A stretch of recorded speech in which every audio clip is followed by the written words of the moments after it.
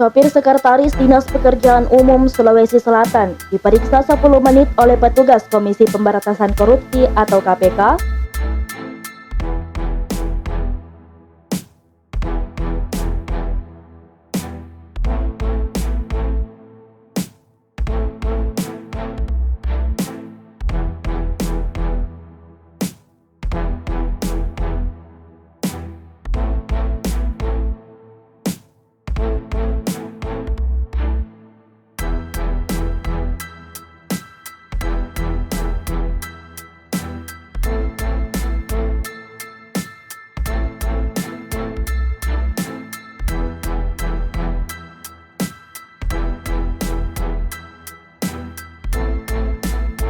Di atas mobil berplat merah DD8921SK.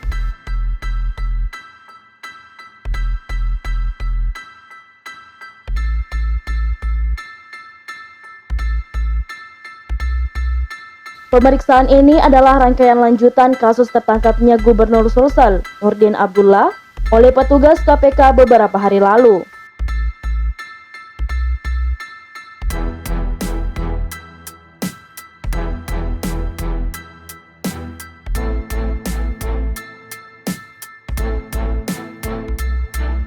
Dirasa cukup, sopir Sekdis PU ini pun digiring masuk ke ruang kantor PU Sulsel.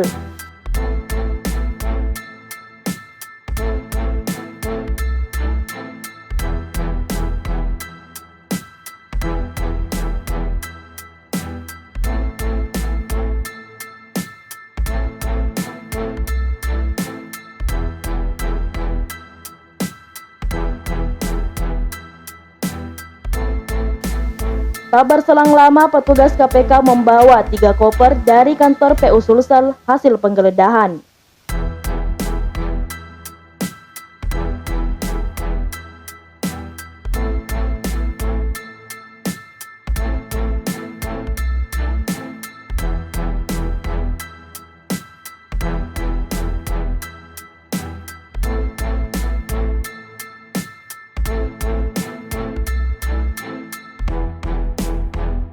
Diduga koper itu berisi dokumen penting atas dugaan kasus korupsi yang menimpa Gubernur NA dan jejaringnya di Dinas PU.